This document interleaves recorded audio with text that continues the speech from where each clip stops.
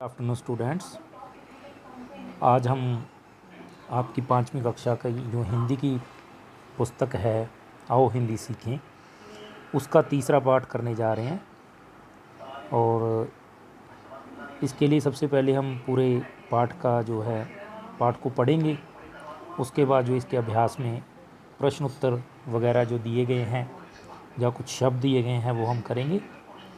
तो आज हम ये लेसन शुरू करते हैं, ध्यान से सुनना। एक बार किसी स्कूल का वार्षिक परिणाम घोषित किया गया।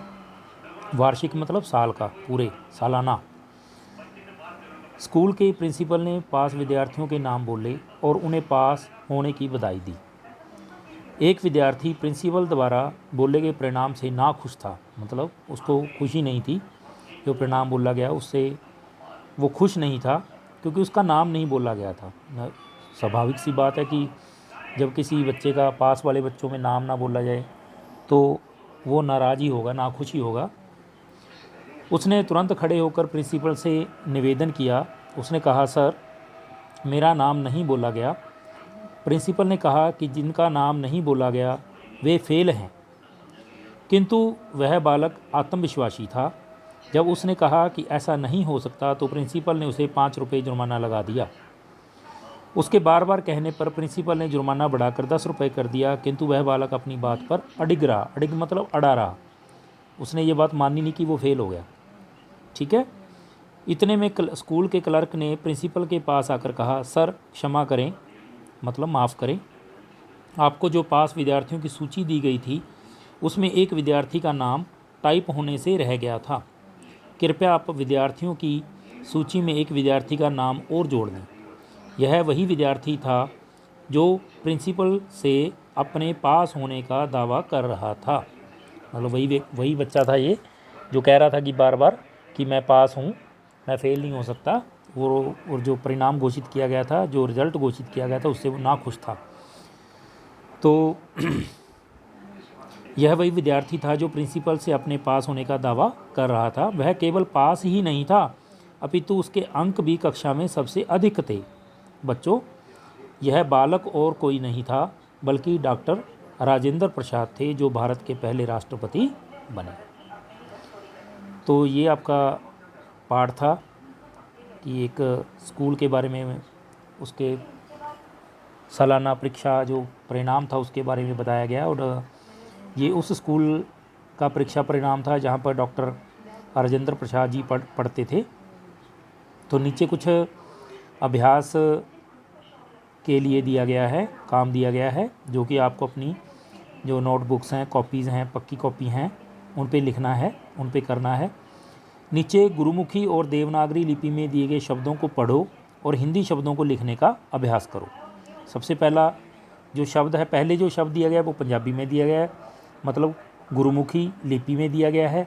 और जो दूसरा शब्द है सामने इसके, वो देवनागरी यानी कि हिंदी लिपि में दिया गया है। स्कूल, पंजाबी में स्कूल, फिर हिंदी में स्कूल लिखा हुआ है। विद्यार्थी, विद्यार्थी। राष्ट्रपति, राष्ट्रपति। भारत, भारत। पास, पास। आत्मविश्वास, आत्मविश्वास।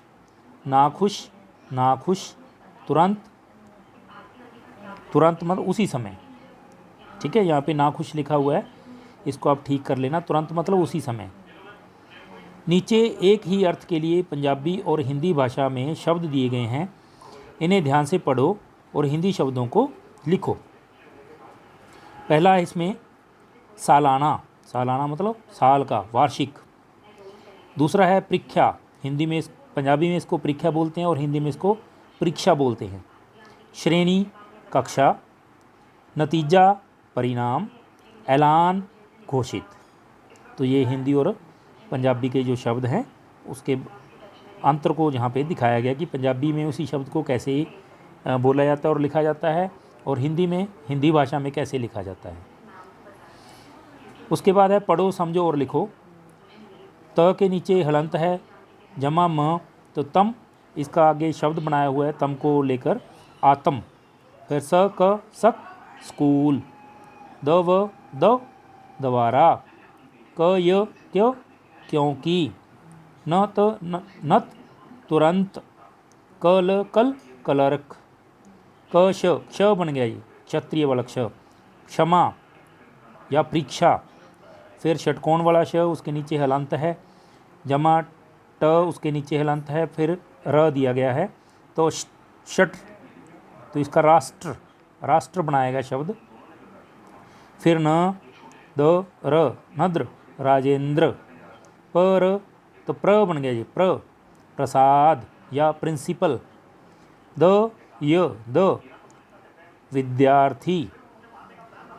तो ये कुछ हलंत दिए गए हैं अक्षरों के नीचे, उसके बारे में हम विस्तार से चर्चा बाद में करते हैं कि इसका क्या महत्व होता है जब ये अक्षर के नीचे इसको लगाया जाता है, तो ध्वनि में क्या अंतर आता है अक्षर की। उसके बाद आता है शब्दार्थ, शब्दों का अर्थ। आत्मविश्वास, अपने ऊपर भरोसा होना, विश्वास होना। वार्षिक, सालाना यानी कि हर साल होने वाला, प्रतिवर्ष होने वाला। घोषित, ऐलान करना। प्रिंसिपल, सीनियर सेकेंडरी स्कूल का मुखिया जो होता है उसको प्रिंसिपल कहा जाता है। अडिग, ना डिगने वाला, ना हिलने वाला। क्षमा, माफ़ी। उसके बाद कुछ प्रश्न दिए गए हैं, इसी पाठ से संबंधित हैं। पहला है कि वार्षिक परिणाम सुनकर एक विद्यार्थी खुश क्यों नहीं था। तो इसका उत्तर आसान है कि वार्षिक परिणाम सुनकर एक विद्यार्थी खुश इसलिए नहीं था क्योंकि पास होने वाले विद्यार्थियों में उसका नाम नहीं बोला गया था। तो ये आसान सा प्रश्न है जो पहले कुछ लाइनों के अंदर ही आ जाता है इस पाठ के अंदर। दूसरा है, उस विद्यार्थी ने प्रिंसिपल से क्या कहा। क्या कहा था?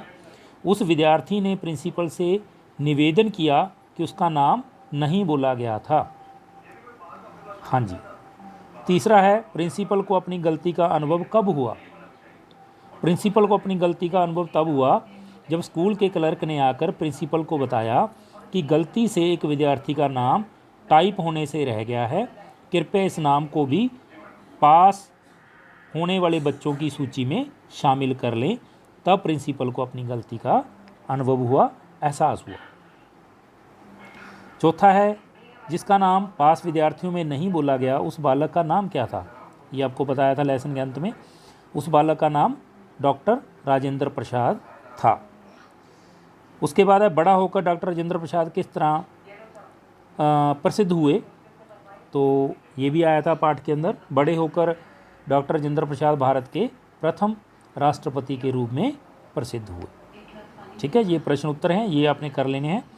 उसके बाद है वाक्य बनाओ, ये आसान काम है। आत्मविश्वास, तो आत्मविश्वास का इसी पाठ में से हम वाक्य बना सकते हैं। बालक राजेंद्र प्रसाद ने अपने आत्मविश्वास के साथ प्रिंसिपल को कहा कि वह कभी फेल नहीं हो सकता। दूसरा है सूची, वार्षिक परीक्षा के घोषित परिणाम की सूची बोर्ड पर लगा दी गई थी। वार्षिक परीक्षा के घोषित परिणाम की सूची बोर्ड पर लगा दी गई थी। नाखुश, बालक घोषित परीक्षा परिणाम से नाखुश था। बालक घोषित परीक्षा परिणाम से नाखुश था। उसके बाद है निवेदन, राघव ने कक्षा बदलने के लिए अध्यापक से निवेदन किया। ठीक है, या कुछ भी बना सकते हैं। मैंने एक दिन की छुट्टी लेने के लिए अध्यापक से निवेदन किया। जुर्माना, अध्यापक ने उसे 10 रुपये जुर्माना किया। राष्ट्रपति, डॉक्टर राजेंद्र प्रसाद हमारे देश के प्रथम राष्ट्रपति थे। प्रथम मीन्स पहले, प्रथम राष्ट्रपति थे। उसके बाद है कृपया, ये और भी आसान बना सकते हैं। कृपया यहाँ बैठ जाइए, कृपया यहाँ बैठ जाएं, तो ये इसका आसान सा वाक्य बन जाएगा। उसके बाद है तुरंत, तो इसमें लिख लीजिए, मोहन ने अध्यापक द्वारा पूछे प्रश्नों का तुरंत जवाब दिया। या सभी बच्चों ने अध्यापक द्वारा पूछे गए प्रश्नों का सभी तुरंत जवाब दिया, तुरंत उत्तर दिया। तो ये कुछ ऐसे शब्द थे जिनका हमें वाक्य बनाना था, तो हमने इसके वाक्य इस तरीके से बना लेने हैं। उसके बाद है इन्हें जानो, कुछ शब्द दिए गए हैं, उनका मीनिंग, उनका जो अर्थ है वो हमें समझना है। स्कूल, स्कूल को पाठशाला भी कहा जाता है। वार्षिक, सालाना, ये आ चुका है पहले। बधाई, मुबारकबाद करना, मुबारक देना, किसी को बधाई देना। परिणाम, नतीजा, विद्यार्थी, छात्र। अंक, नंबर, आसान थे। उसके बाद जानो, फेल, पास, ये उल्टा बनाना है इसका, विरोधी शब्द हैं ये। फेल, पास, पास दूर, अधिक, कम, जोड़, घटा। उसके बाद कुछ और चीज़ दी गई है जिसको ध्यान से समझना आपने।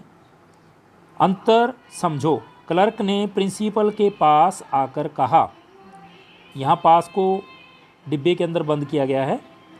और फिर अगला जो वाक्य है वो उसमें है, वह बालक अपने पास होने का दावा कर रहा था। देखो दोनों वाक्य के अंदर पास शब्द आया है, लेकिन पहला जो वाक्य है उसमें पास का अर्थ कुछ और है और दूसरे वाक्य में पास का अर्थ कुछ और है।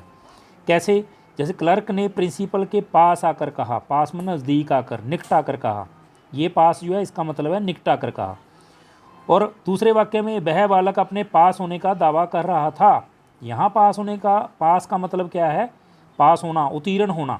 जो पास फेल वाला पास है ये, वह बालक अपने पास होने का दावा कर रहा था। तो ये दोनों जो शब्द हैं, शब्द एक ही है लेकिन अर्थ उसके दो यहाँ पे बताए गए हैं कि इसका हम प्रयोग कैसे कर सकते हैं अलग अलग वाक्यों के अंदर, अलग अलग अर्थ में भी। उसके बाद उस बालक के सबसे अधिक अंक थे। अंक मतलब नंबर। उस बालक के सबसे अधिक अंक थे। ठीक है। दूसरा वाक्य है, बालक माँ के अंक में बैठा था। अब यहाँ ऊपर भी अंक है, नीचे भी अंक है। ऊपर वाले वाक्य में अंक का मतलब होगा नंबर। अब नीचे वाले वाक्य के अंदर जो अंक का मतलब है वो गोदी है, कि बालक माँ की गोदी में बैठा था। ठीक है जी। उसके बाद है रचनात्मक अभिव्यक्ति। कुछ चित्र दिए गए हैं और इन चित्रों के हिसाब से हमने नीचे कुछ वाक्य दिए हैं, उनको पूरा करना है। चित्र देखकर नीचे के दिए गए शब्दों की सहायता से वाक्य पूरा करें। पहला जो शब्द है वो भार है, दूसरा पुस्तक है, तीसरा खेल है। तो जो वाक्य दिए गए हैं वो है, आत्मविश्वास के बल पर एक हाथ से अपाहिज व्यक्ति खाली स्थान उठा सकता है। तो इसमें लिख सकते हैं हम भार, कि आत्मविश्वास अगर किसी व्यक्ति में है तो वह अपाहिज होने के बावजूद भी भार उठा सकता है। अंधा व्यक्ति खाली स्थान पढ़ सकता है। अंधा व्यक्ति क्या कर सकता है? अब यहाँ खेल या पुस्तक बच गया हमारा, पुस्तक आएगा इसमें। अंधा व्यक्ति पुस्तक पढ़ सकता है। एक पैर से अपाहिज व्यक्ति खाली स्थान भी कर सकता है, तो इसमें खेल आएगा। एक पैर से अपाहिज व्यक्ति खेल भी सकता है। तो ये तीन जो चित्र दिए गए थे, तस्वीरें दी गई थी, उसके हिसाब से हमने इन खाली स्थानों में हमने शब्दों को लिख दिया है या भर दिया है। तो ये आपका अभ्यास का सारा काम पूरा होता है। यहाँ पर ये सारा काम आपने अपनी पक्की कॉपी पर जो है लिख लेना है। और एक बात का ज़रूर ध्यान रखना है कि आपकी जो लिखाई है वो सुंदर होनी चाहिए।